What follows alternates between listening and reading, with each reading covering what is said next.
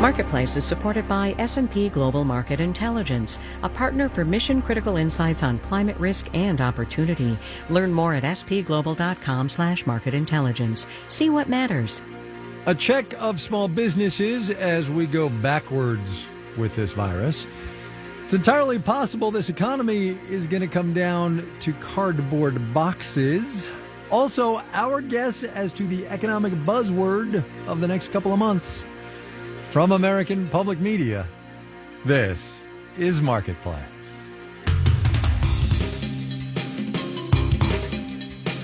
Marketplace is supported by Babbel, using real-world conversations voiced by native speakers to teach new languages like Spanish or French. Daily 10 to 15-minute lessons are on the app or at babbel.com. And by Fidelity Investments, introducing Fidelity Income Planning, helping to build a plan for income that lasts. Fidelity Brokerage Services, LLC, member NYSE, SIPC. And by OneDrop, the app that can help people get healthy and stay ahead of their diabetes. OneDrop combines personalized coaching, curated content, and diabetes supply delivery at getonedrop.com. In Los Angeles, I'm Kai Rizal. It is Monday today, the 16th day of November. Good as always to have you along, everybody. A couple of things right off the bat. Some of the headline news of the day as we see it, and then, as usual, the context of what is going on in this economy.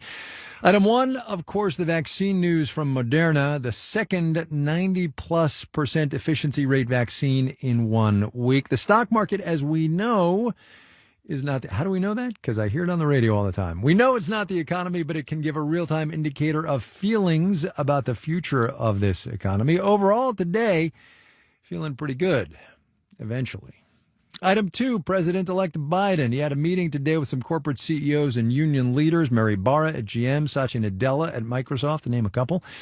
He made some remarks afterward. The president-elect said he supports a $3 trillion relief package. He wants money to support state and local budgets in there as well. And he said labor unions are going to have more power while he is in office.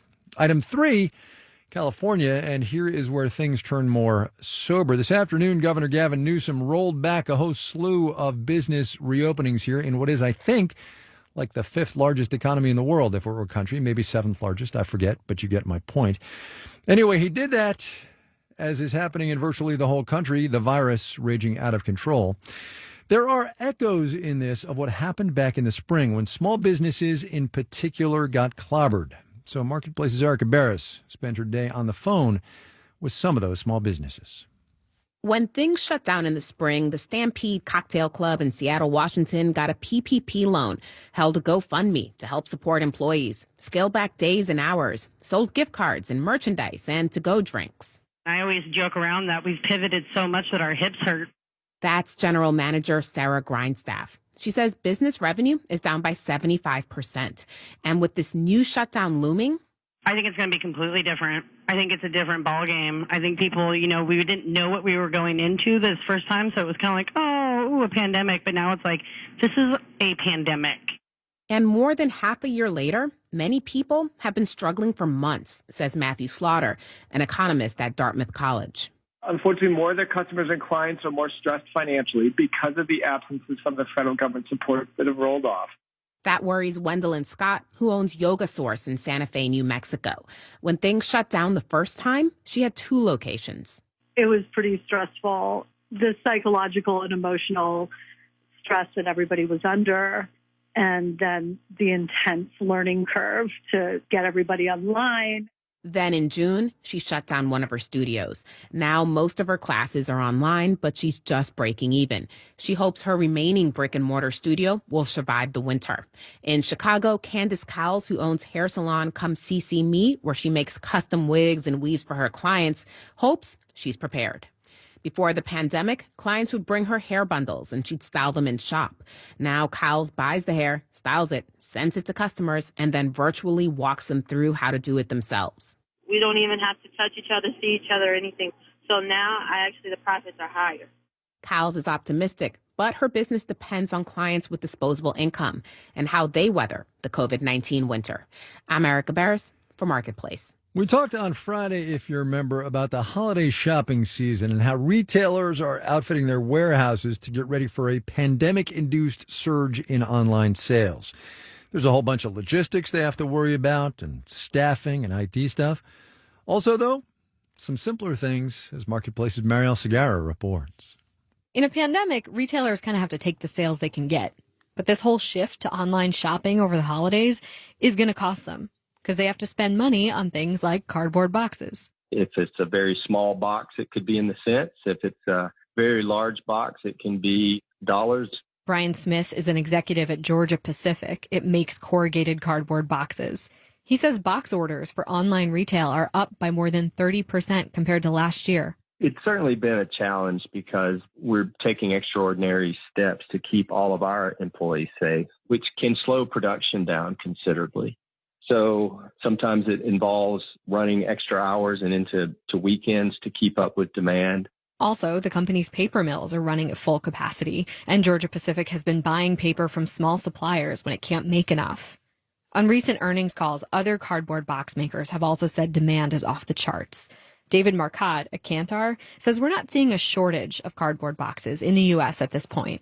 But with COVID-related shipping delays, it might be tough to get all the boxes to retailers when they need them. The boxes have to be shipped from the manufacturer to whoever's going to be using them, be it Amazon, Target, Walmart, etc. One scenario, if a worker at a warehouse doesn't have the right sized box, they could use the wrong size. You ever order a bottle of hand soap online and it shows up rolling around in a box that could fit a pair of knee-high boots? When things are getting pressed and things are going quickly and they can't grab the box that's really suited for a box of soap, they'll grab whatever box because I got to keep the line moving. Which costs a little more and doesn't always go over so well with customers who see it as wasteful.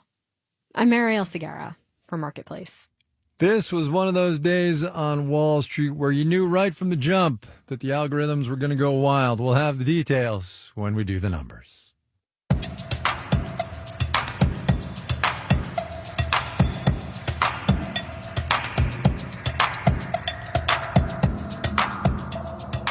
The number one app yesterday for both Android and iPhone users was the social media platform Parler. It is geared distinctly to conservatives, right-wing conservatives, we should say, who say they do without grounding in any kind of fact that Twitter and Facebook are censoring them. Well, we learned over the weekend in the pages of the Wall Street Journal that Parler is supported by one wealthy benefactor, Republican megadonor Rebecca Mercer, who has also bankrolled GOP political action committees and think tanks. But in the oh-so-crowded world of social media, is one deep-pocketed investor enough?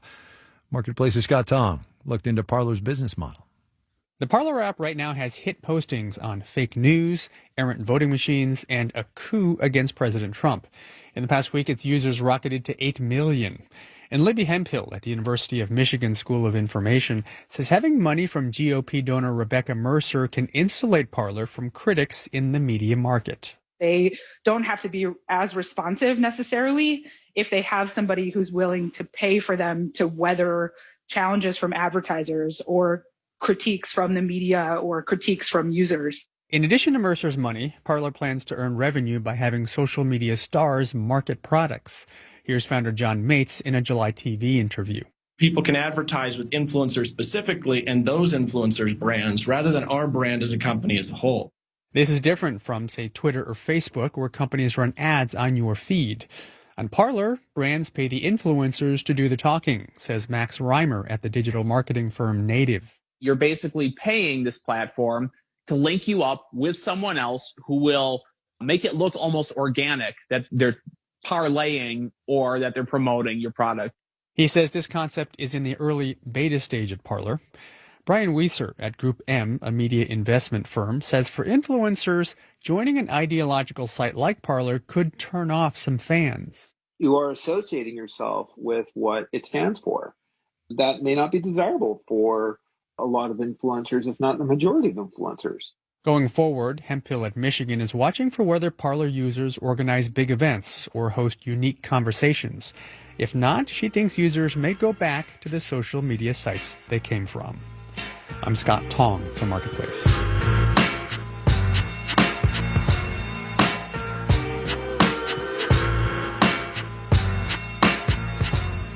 One of the first phone calls that President-elect Biden made after it became clear he was the president-elect was to British Prime Minister Boris Johnson.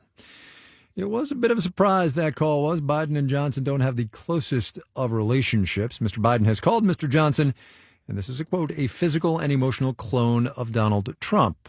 Still, you negotiate with the partner you have, not the partner you want. So in economic terms, trade specifically, what might that conversation mean?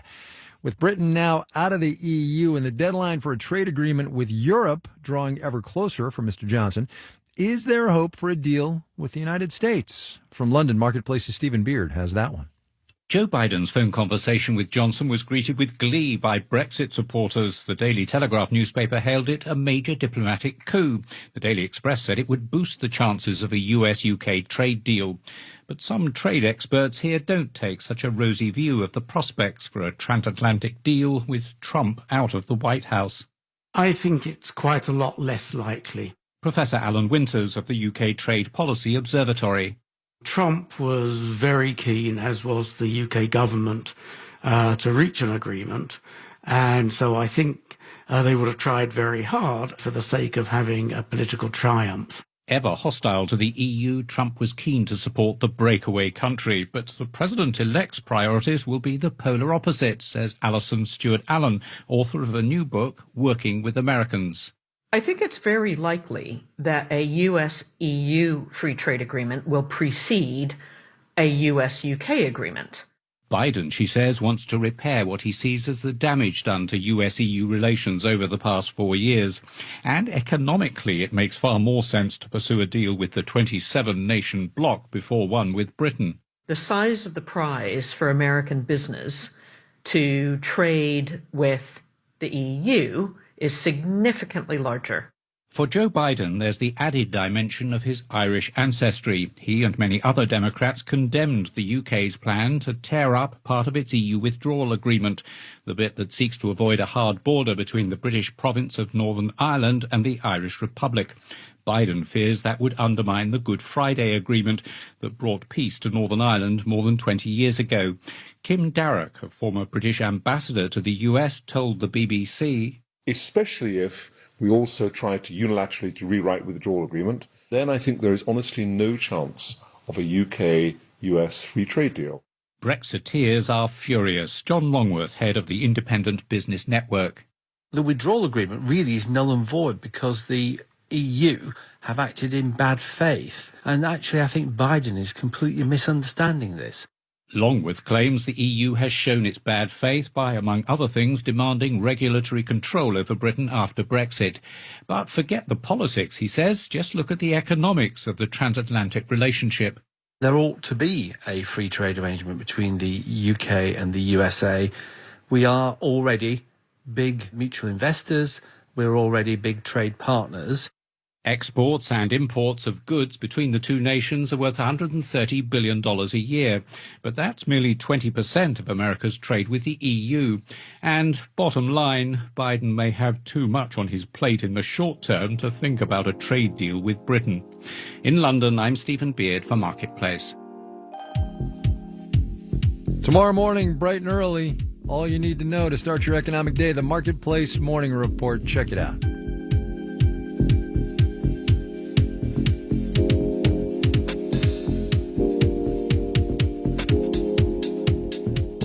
Coming up.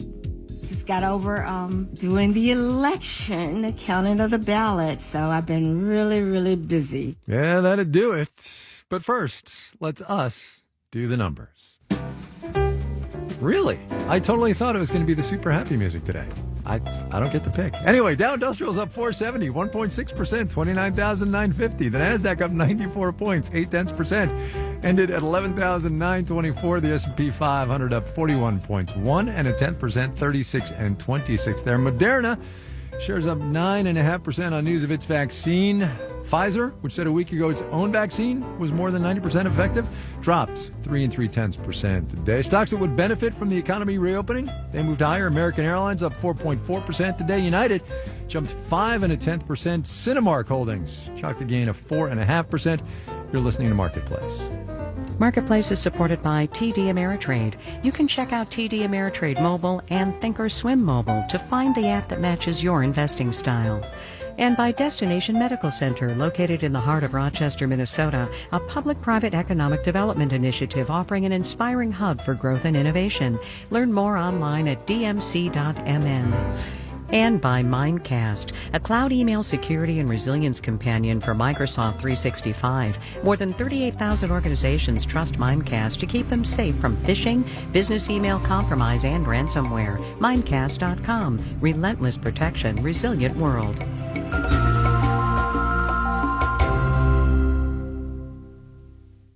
Support for WNYC comes from St. Francis Heart Center. Their approach to heart and healthcare is rooted in high science, and their culture is built upon human understanding. More at chscardiology.org. You don't have to be wealthy or retiring to take advantage of tax-smart charitable planning. Whatever your stage of life or income level, planning now can help protect your assets and create a legacy that secures WNYC's future as an independent service to our community. Learn more about WNYC's Listeners Legacy Circle. Send an email to legacygiving@wnyc.org or call 646-829-4587. You're listening to Marketplace on WNYC. In the 7 o'clock hour of All Things Considered, we'll hear from former President Barack Obama about his new memoir, A Promised Land. We'll have that and much more in the 7 o'clock hour of All Things Considered on WNYC. Stay with us.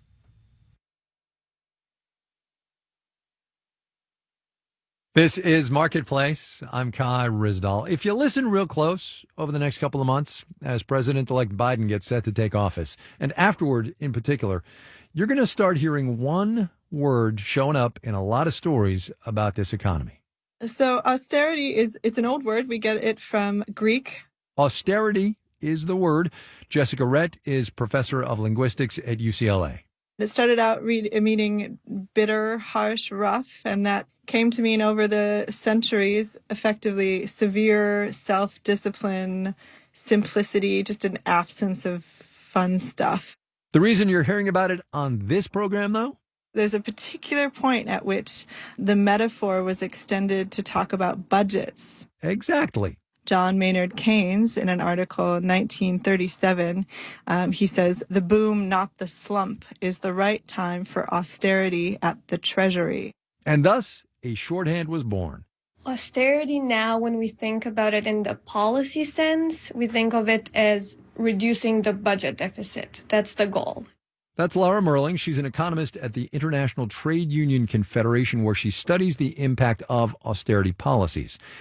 The budget deficit in the year just ended, by the way, and remember, deficits are what we overspend in a single year, was $3.1 trillion, mostly because of coronavirus relief spending. You want to cut the deficit, get some austerity policies in place, you got to do some things. A combination usually of spending cuts and maybe tax increases.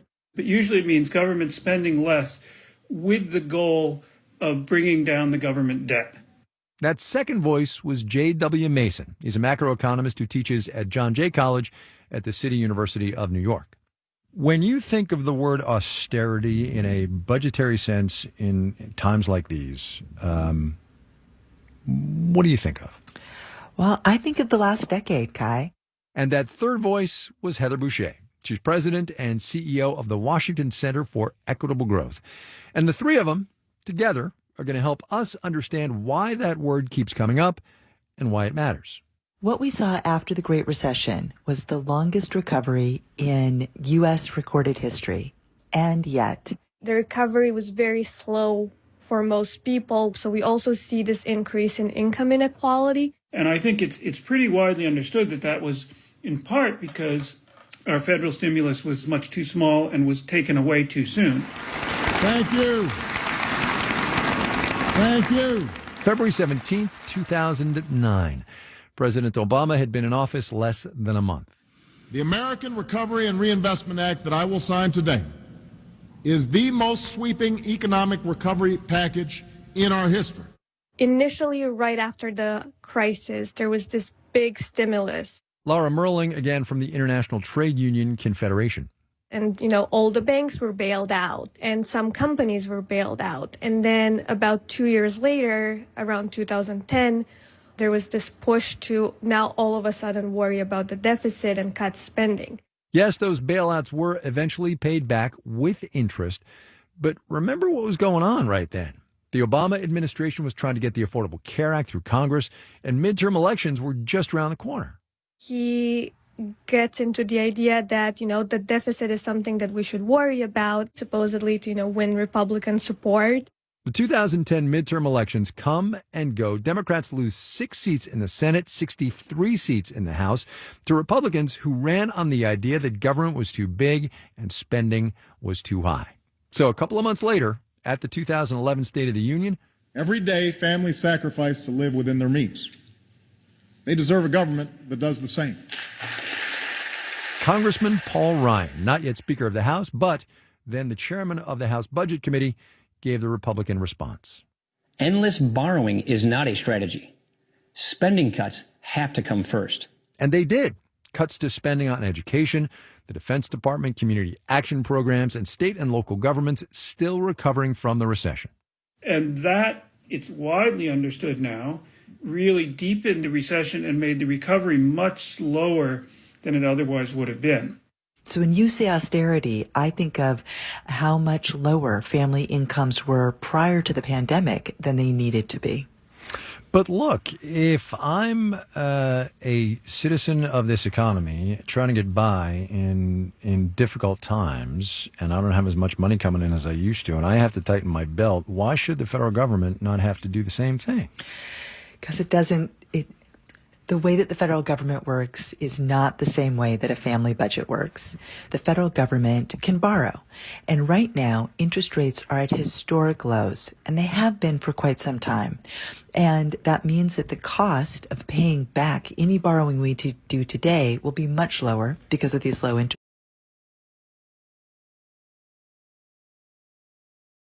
A little bit like having to turn into a skid. If your car is skidding, your first instinct is to pull the wheel the other way, and then you just lose traction and fly off the road. What you have to do is turn in the direction you're skidding to get back control, and then you can then get around in the direction you want to go. So if the economy loses 22 million jobs in a couple of months, like it did this spring, our instincts say if taxes are falling, if the economy is slowing, we should tighten our belts. We should do more with less. We should figure out how to cut back to the essentials. But that, when you're the government, you have to be willing to actually do something that seems a little crazy, just like turning into a skid, which is when your tax revenue is falling, you need to pick up the spending. Which is what Fed Chair Jay Powell has been saying this whole time. This is the time to use the great fiscal power of the United States to do what we can to support the economy and try to get through this with as little damage to the longer run productive capacity of the economy as possible. Why does austerity keep coming up? I mean, it's cyclical practically. It's an interesting question. I think that it is cyclical politically more than anything else. There's a lot of politicians who talk about austerity when the other party is in power. And they see a situation where tax revenues are falling and where there's a sort of economic crisis as an opportunity to push that agenda that they supported anyway. Yes, Congress and the White House did spend more than $2 trillion to keep this economy functioning when they passed the CARES Act back in March. Since then, though, not a dime due entirely to Senate Republicans, hence 7 minutes on the radio today about austerity. And as if to make the point of this story, Senate Republican leader Mitch McConnell has been firm that what is needed now isn't the $1.8 to $2 trillion that House Democrats and the White House have agreed to, but something closer to $500 billion. Thanks again to J.W. Mason at John Jay College, Heather Boucher at the Washington Center for Equitable Growth, and Laura Merling at the International Trade Union Confederation.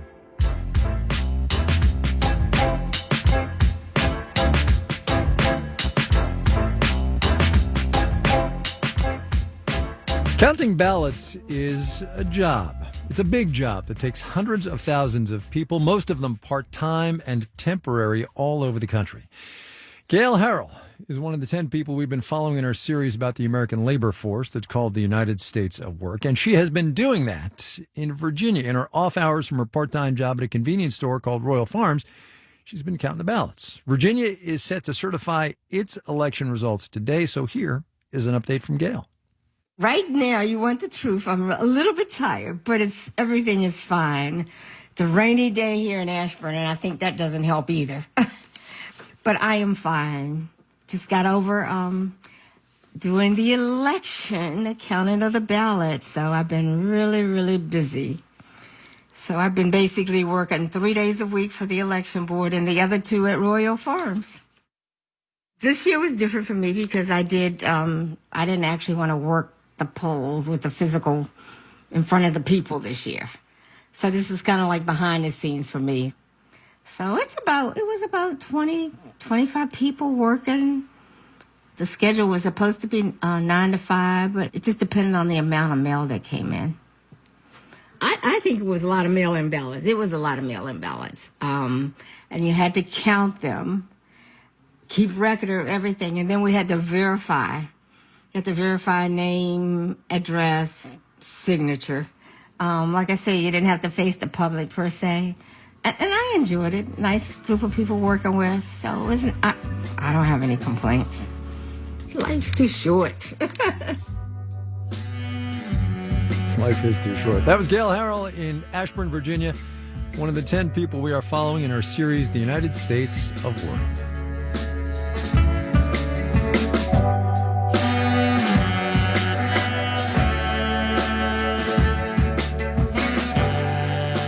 This final note on the way out today, either good news or meh, depending on how you feel about your family and Zoom. The company is going to lift the 40-minute limit on meetings for its free accounts on Thanksgiving Day. So all the turkey and trimmings you want and grandma on the laptop, which is, to be completely clear, where she ought to be this year. You got to stay safe out there.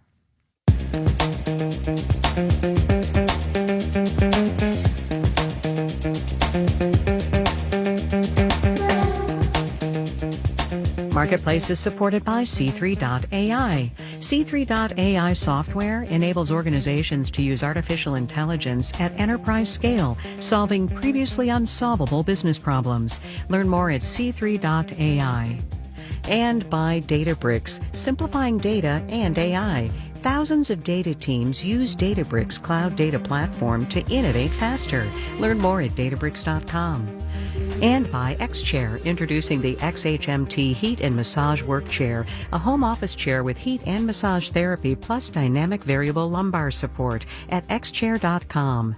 All right, we got to go, but here is your Monday moment of economic context on the way out. It's also your occasional reminder that big-time college sports is, in fact, a business. Taking a page from the NBA's handbook, the NCAA announced today it is going to try to do its 2021 men's basketball tournament in a series of coronavirus bubbles in and around Indianapolis, and here is why.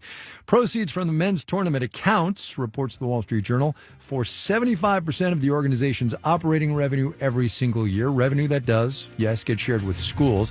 In an ordinary year, it's about $600 million. Last year, when March Madness was canceled, $225 million. No word, by the way, on what is going to happen with the women's tournament. Our daily production team is Andy Corbin, Ali Pham, Maria Hollenhorst, Sean McHenry, and Daisy Palacios. I'm Kai Ryssdal. We will see you tomorrow, everybody. This is APM.